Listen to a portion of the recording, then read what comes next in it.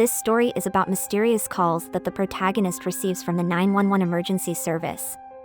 Instead of providing help, the 911 service calls the protagonist asking for help, conveying horrifying screams and sounds of violence over the phone. The first time it happened was on Monday night, when I was in deep sleep. I woke up to the cacophony of footsteps outside my home and my phone ringing loudly right beside my face, where the bedside table was. The phone was buzzing right off the table, about the fall.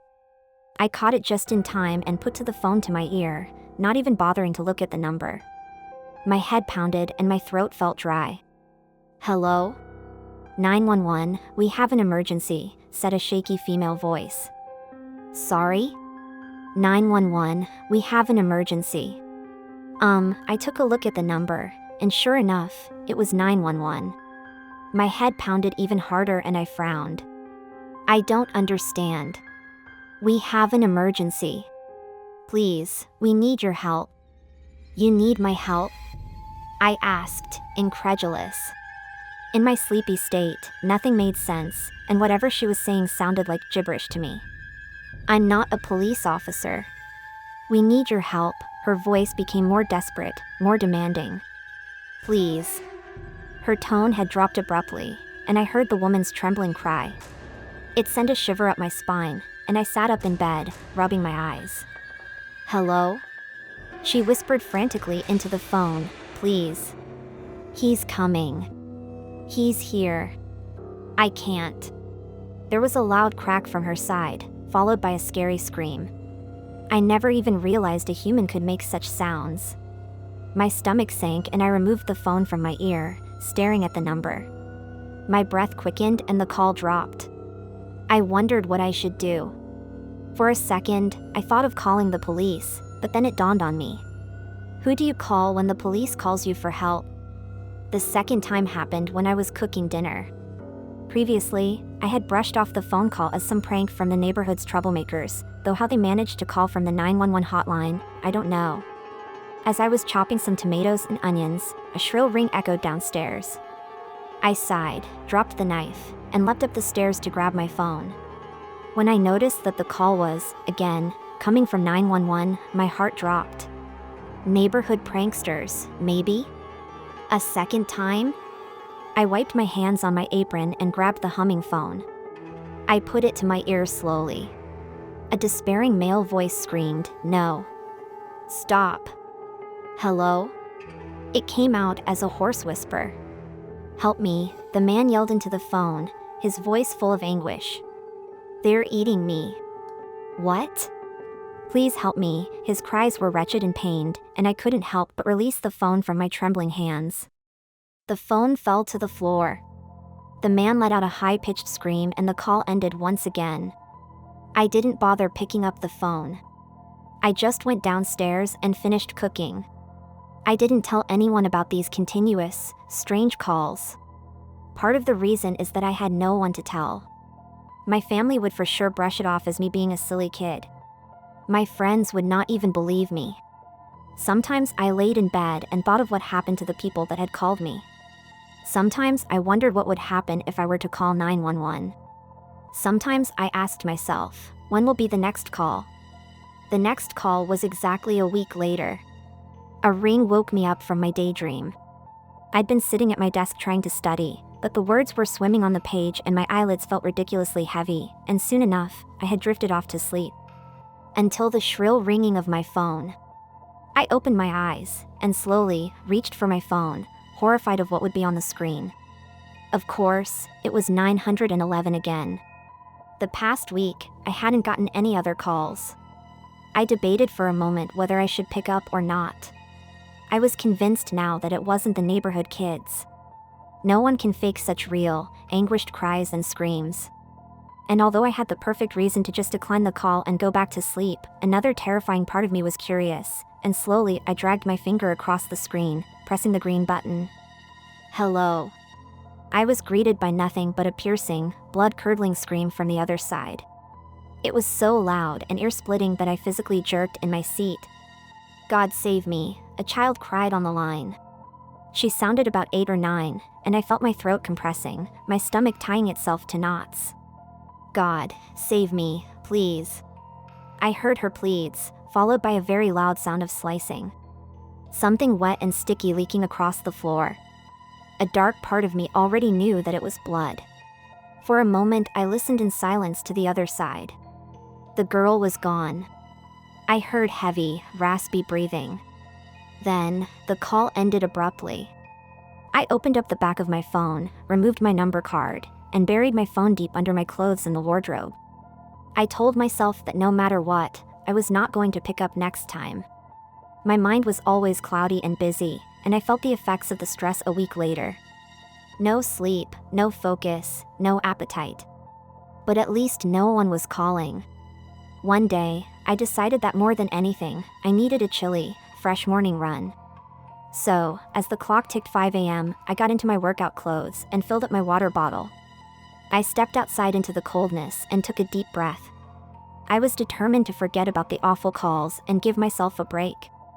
I began with a slow jog, then began running. It felt good. The crisp air biting at my skin, my feet making contact with the earth, my body moving. I stopped after a while, breathless, to take a sip of water. As I was drinking, I noticed a very tall man at the corner of the street, by the cafe. He was taller than an average man, maybe by 5 or 6 inches. He was lanky and seemed to be woozy, by the look of him. I couldn't see his face clearly, but something about him gave me the creeps. I turned to go in the other direction when I heard his deep, wobbly voice call, "Hey." "Excuse me." I began walking quickly, ready to take off running was he to approach me any closer. I looked around. No one was out at such a time. I felt uneasy and began jogging away from the man. I made the mistake of looking behind myself a few minutes into the race. The man was following me, running quiet fast. His arms were set awkwardly by his sides and the earth seemed to shake every time he took a step. My heart racing, I began running, turning the corner in an attempt to confuse him. My bottle fell out of my hand and clunked to the floor. He began running too, the ground shaking thunderously under his feet. His face was even more chilling, I realized, to my horror. He had facial features, just abnormal ones. Skin a little too pale, eyes a little too gaunt, mouth a little too stretched. It made everything 100 times worse, because not only was I being followed by a man twice my size, but the man also looked like he stepped out of a disturbing, scary movie. I decided it wasn't best to go home and lock the doors. God knows how much strength that man possessed, and how much my locks can really take. Plus, it isn't very smart to have him know my exact address, and so I turned in the other direction, leading him away from my safety. The closest police station was a mile away, and I didn't have my phone to call anybody. I tried a few stores, looking behind myself in a hurry to find the man still behind me, but no luck. All doors were locked, all windows closed, all lights off. Every store, every cafe, every house. No one answered their doors, and I didn't see anyone outside.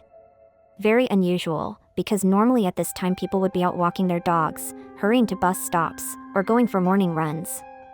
It made my stomach turn, as if everyone was in on some horrible joke that I didn't know about. After a while I began feeling seriously afraid. The man was still on my tails, and yet he wouldn't give up. Every few minutes he was bellow in his unbalanced voice, "Hey." "Excuse me." Even the sound of his shrill voice scared me. I stopped for a moment to catch my breath. We'd been running for what seemed like hours now. I wondered what he'd do if he reached me, and that kicked in the adrenaline, and I began running again. I cursed myself for leaving my phone at home and even worse, taking out the number card. Soon, I spotted a KX telephone box by the side of the road, near what seemed to be an empty restaurant. Not daring to look over my shoulder, I ducked into the tiny space just as the man reached me. I locked the door and he began pounding aggressively, his face skeletal and monstrous looking. My heart pounded at the sight of him. I grabbed the telephone, dialed 911, and put the phone to my ear, praying. The man was pounding on the glass so hard that I thought it'd shatter right then and there. I took a deep breath as someone picked up on the second ring. "Hi. Who's this?" This story tells about a strange wedding taking place in a small community center on the outskirts of a quiet town. During the celebration, Guests begin to dance the conga and soon discover that they cannot detach their hands from the shoulders of other participants. Attempts to free people prove unsuccessful, and the situation starts to spiral out of control. What horrifying consequences did this lead to? Listen to the story and find out. It wasn't a big wedding.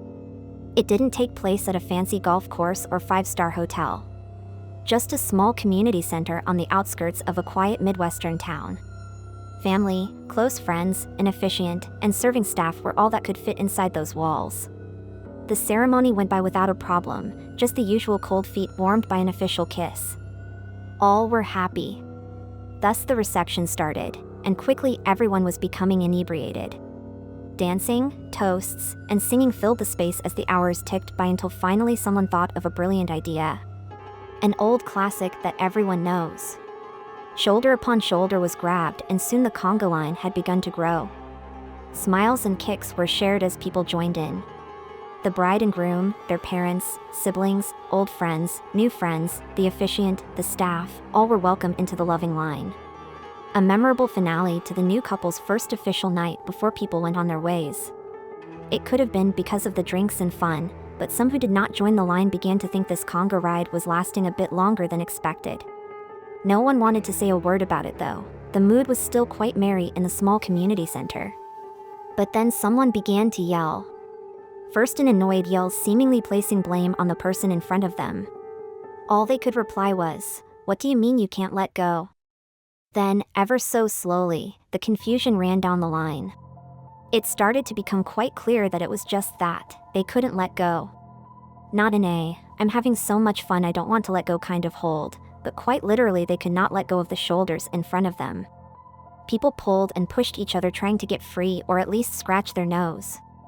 It took a few minutes for the DJ to cut the music so people could actually talk and realize what was going on. Others outside the line tried to pry hands from shoulders, but to no avail. Physical strength could not undo this conga's line. Eventually authorities were called, and as paramedics and firefighters arrived on the scene, even they could not begin to understand the predicament in front of them. It was like a kid-friendly human centipede, but lacking the magic. After an hour of questioning, it was decided something had to be done. Firefighters went to the first two people attached at the front, the bride leading and the groom linked behind her, to confirm with them that it was okay to try and pull their hands from the shoulders. There isn't a specific tool for this kind of delicate situation, so it was decided a crowbar would be used first. It wasn't going to be easy, and it was definitely going to hurt, but at this point the people just wanted to escape from this diabolical dance. The firefighters forced the crowbar between the palm of the hand and the shoulder, breaking skin as the newlyweds winched in pain but pushed to continue. Deeper it went, then using the strength of 3 firemen they started to pry the hand up. And then the real screaming began. No, not because of the pain caused by forcing a metal object between fused skin, these screams came from outside the line. At the very back of the conga was an older gentleman, the groom's grandfather, who despite leaving the hospital a week prior for a heart-related condition decided to get in on the fun of a classic conga line after drinking a shot of something he had been handed. The shot in question was a Jaeger bomb, with that lovely energy drink finish. That, along with the added stress of being fused to the person in front of him, was a bit too much for his old heart to handle, which then proceeded to give out. He fell while still attached to the person in front of him. A staff member who was close by tried to grab the old man before he hit the ground, but unknowingly used one hand to grab his frail shoulder. And as they both fell, the line grew. Paramedics rushed to the staffer's side to help, to try and pull him away from the old man so they could get a closer look at the now unconscious grandfather. But with only one arm free, the staff member started flailing, trying to get away, trying to grab anything or anyone in order to get up and out, as if drowning. In the confusion, his one free arm began tugging at a paramedic's shirt, pulling them down so he could get up. Climbing up his fellow man, as if just an obstacle, in order to escape, yet only getting so far before pushing down on the paramedic's shoulder and thus never being free again. The line grew.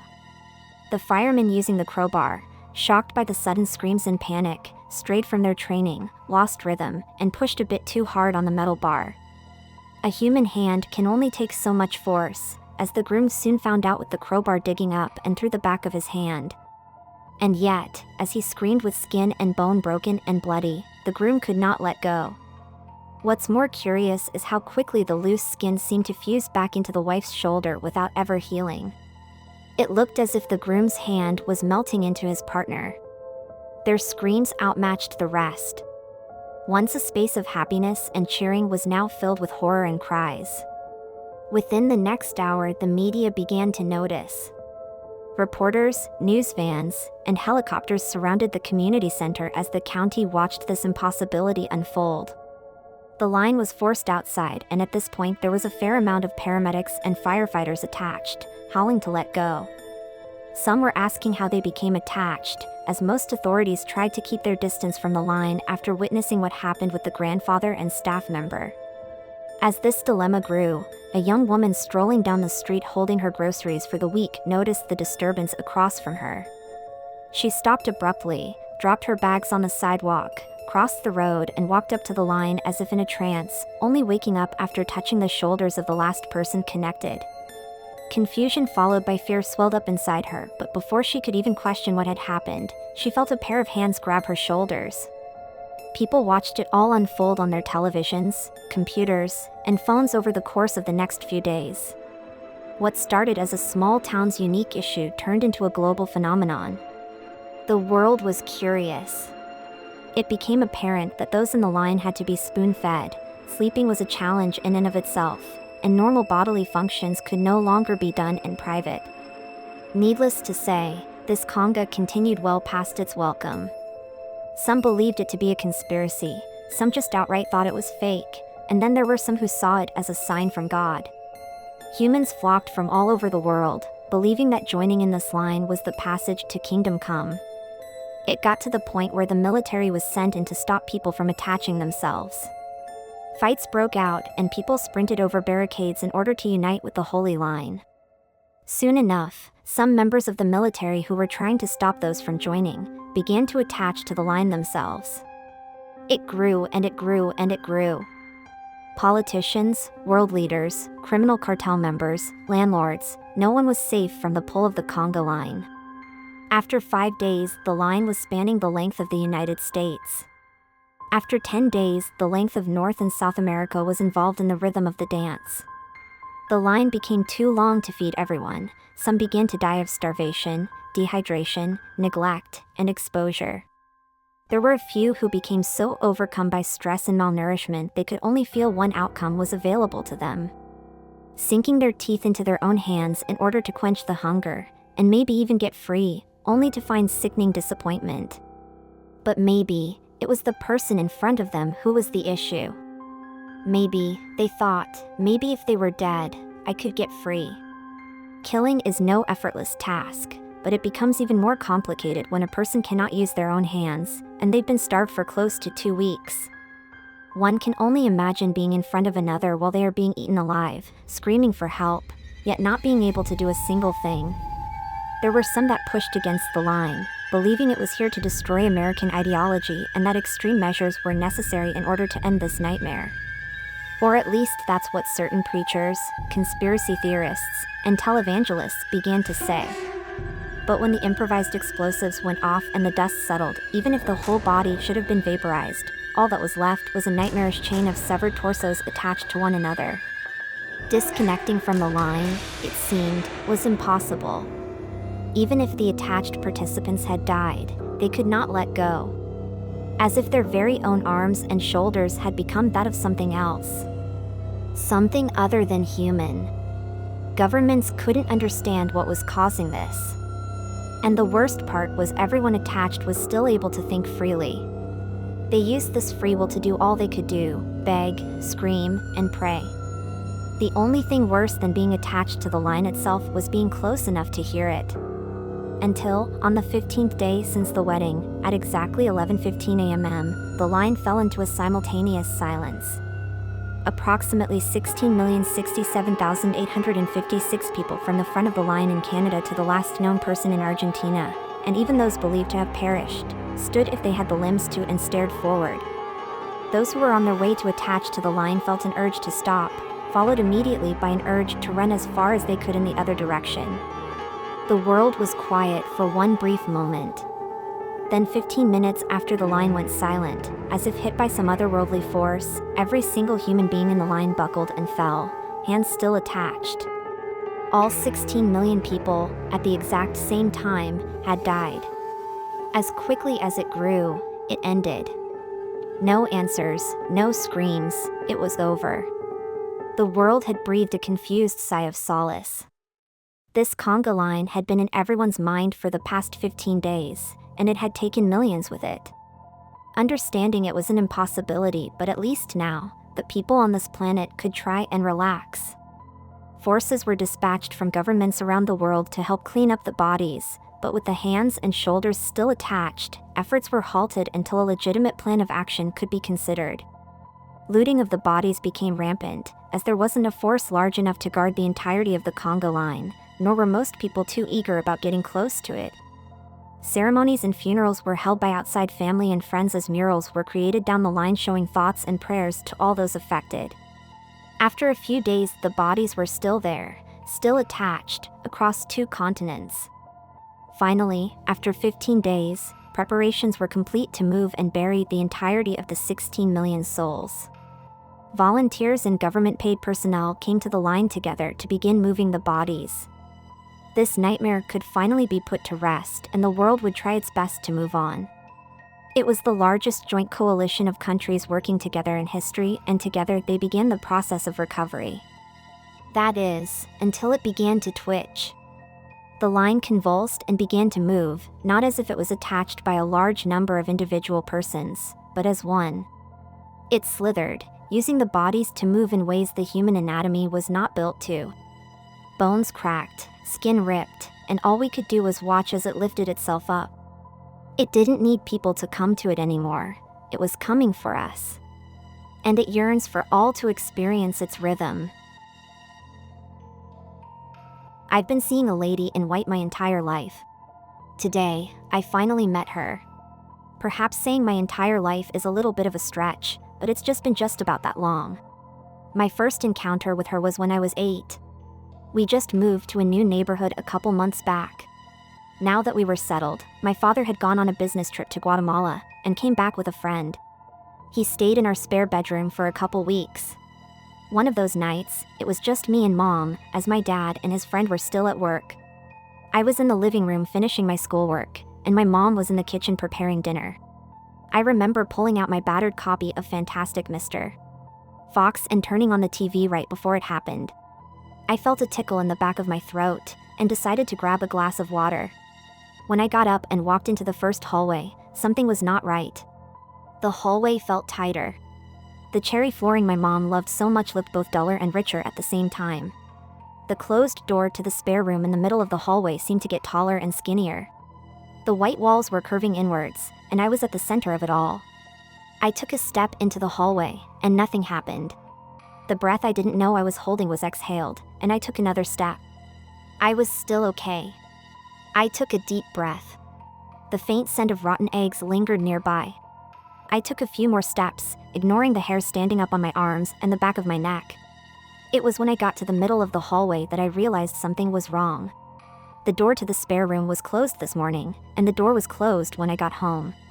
So why was it cracked open now? My heartbeat grew louder. I felt it throbbing in my eardrums. The itch in my throat got stronger. I reached for the door handle to pull it closed. The handle twisted before I grabbed it, and the door whipped itself open. My heart dropped with it. When the door opened to reveal nothing but white, I was confused. I know I should have been scared, but for some reason I just couldn't be. It wasn't just white, it was a thick white sheet of fabric that flowed back and forth. I reached out and touched it, feeling the silky softness run through my fingers. It glided like the rain sliding down glass. The blood in my veins pulsed with every movement I made. My body knew that I should not have been there any longer, but my mind did not. This had to be just another project, just like the hundreds I've seen come in and out of my house. My gaze continued upwards, and I saw that the white fabric was not just a sheet, but a part of a long, white dress. The bodice of the dress was lacy and tight, and there were more ruffles on the chest than I really thought were necessary. Under the dress was pale, flawless skin lighter than the dress itself. Flowing down the bottom of her bodice were matted strands of silvery gray hair. I continued to look up. Her neck was adorned with silver and pearls atop the lacy trim. And her face. Well, there was none. There was no face. She looked like one of the mannequins in the living room. We were both still for a moment, and my hand had long let go of her dress. Was she one of the mannequins from the living room? It was her arms stretching out and reaching for my face that had me realize she was not. Then, her head twitched in my direction. All the fear I should have been feeling before hit me like a train. My mouth formed into the shape of an O, but the scream I felt building inside got caught in my throat. Her hand was revealing itself from under the long sleeve of the dress, but it was no hand at all. It lacked the pale skin found mostly on her face, but was a muscly red mess of sinew and bone. Her nails were long, chipped, and yellowed at the bases. And they were centimeters from my face. It was enough to kick my ass into gear. I didn't want those hands anywhere near me. My brain connected to my feet, and I bolted down both hallways until I was screaming for my mother in the kitchen, claiming there was a strange lady in the spare room. She spent a few minutes calming me down, assuring me that there was no one in the house but us. We went back into the hallway together. She opened the closed door and revealed the empty spare room. A bed in the corner, desk in the other, and a dresser to the side. She even opened the door to the closet and showed that it was clear. Nothing but boxes. I didn't think to mention to her that I left the door open when I ran, as the lady was standing too close to the handle for me to grab. At this point, I just wanted to forget about it. My mother had assuaged my concerns enough for the day, and sent me back to the living room with a glass of water and a plate of fruit. Throughout the years, I'd travel here and there, making new friends and losing some along the way. At every major change, she was there, whether I wanted her there or not. She never got as close as she did that night, but I'd see her around. She'd be on the opposite side of the subway, and disappear as a train would pass by. In the windows of the opposite train car, sometimes I'd just see a blur of white. I was on a plane once, and I saw her sitting solemnly on the wing while we flew thousands of miles above the clouds. That cabin smelled like petrichor that day. The night I ran for my life from one end of the city to the other, I felt long strands of hairbrush against my shoulder at the bus stop. I didn't see her then, but I knew she was there. At no point had she made any movement toward me. All these times, we'd see each other in passing like we were just roommates with different schedules. She stayed on her side. I stayed on mine. During that time, I managed to turn around my life. It wasn't that I was doing anything wrong, but more so that I hadn't done anything right. I dropped out of college at 19, packed a bag, and booked a one-way trip to Spain. I spent a year there, a couple more in Europe, and ended up back in New York. A couple road trips and a flight back from Canada later, I realized that I needed to find a better way of sustaining myself. Having spent my early 20s as a traveling nomad, I successfully stumbled upon a job as a copy editor for a lifestyle magazine. A couple years of bouncing around for them, and I landed myself as the creative director of an upcoming startup for those who were kickstarting their digital nomad life. As a part of the job, I was required to travel to such locations on demand. We needed a slew of content before our launch, and I was in charge of getting it. Being paid to travel and write about it was honestly a dream, and I was finally in a place where I could say that I was happy. I suppose that's why I should not have been surprised when she showed up again. I was stepping off a jet at LAX when I felt it. The airport just felt smaller than it did before. The people around me seemed to be moving at a step slower than I was. While the sun was still high in the sky, and its rays beamed through the windows, I couldn't feel the heat from it. The air tasted stale and slightly of ash, but I continued to move. I had a bunch of meetings early tomorrow morning, and I only had a few hours to spend in LA before I would be whisked off to Napa for the weekend. I couldn't afford to lose any time. I made my way outside to the passenger pickup location to look for my driver, when I saw her instead. Standing on the other end of the street under the parking garage in stark contrast to the dark entrance was her. Eliana. She was as still as ever before. The hem of her dress flowed back and forth as ever before, though not a single breeze came in our direction. I felt my throat get dry when I felt someone grab the back of my shirt and pull me into the street. My elbows hit the pavement first, sending jolts of pain up my arms. My head was next, and I went dizzy the moment I felt it crack against the concrete. My suitcase fell on top of me, creating another layer of pain and confusion for me. I groaned and turned my head, only to become starstruck when I saw two beams of bright lights coming in my direction with what seemed like no intention to stop. I was about to die. The next 10 seconds felt like an eternity. I barely heard the screech of tires before I was picked up with superhuman ease and flung back onto the sidewalk. Stars reeling around in my vision, I fought through it to see her where I had originally landed. She was crouched in the streets, feet pointed outwards. Her head moved around in erratic ticks, as if she was a broken doll, still facing the car. One of her arms was stretched out touching the car that would have hit me, except on closer look, it seemed like the front end of it had been crumpled up. Almost as if the car had run into her and met its demise that way. There was a plume of black smoke seeping out of the driver's side window. The smoke was so thick, and I was sure it was why I was tasting ash in my mouth. Thin tendrils of smoke dropped from the window, one slithering towards Eliana and the other towards me. Why didn't I feel scared? With an ear-splitting screech into the skies, the smoke dissipated. For a second, I thought I saw a tongue dart out of where her mouth should have been. She let go of the car and got on all fours. She moved like a spider, both in fashion and in speed. I didn't have time to react. Her faceless face was next to mine now, a sinewy hand reaching towards my face like they did all those years ago. She reeked of sulfur and ash, strong enough to gag me. She sat in front of me on her knees. I stared at her hands, too afraid to meet the white void that sat where her face should. Her other hand touched my own, and suddenly I was that 8-year-old in the hallway once again. All the fear from the countless sightings of her had found itself in a pit in my stomach, growing stronger as she got closer. I couldn't move. I couldn't scream. I couldn't talk. I was frozen, and she was here. All I could do was beg. Please, Eliana, I thought. Please don't hurt me. Her head cocked suddenly, and I heard a deep, guttural clicking come from the direction her mouth should have been. How do you know my name? I felt her say. Her ghastly hand finally touched my face. And just like that, she was gone. Her grip on my wrist and her slimy touch was gone. A crowd of people had gathered around me, some reaching out in concern. Are you okay? What just happened? Questions blurred around me as I muttered that I was fine, and just needed to get myself together. I noticed there was a lack of pain where there was much before, but I didn't think to question it. I just had to leave. I wasn't allowed to for a couple hours, as a few witnesses had called the respective authorities to the accident. From what I understood, they had seen a man bump into me and sent me flying into the street. The oncoming car had stopped just short of hitting me, and I managed to crawl back to the sidewalk just as they approached me. I'm back in my hotel now, and I feel just fine. It's like that entire thing just didn't happen. If you can't tell by now, I'm still processing everything. I just knew I had to get my word out somewhere because, well, she's here.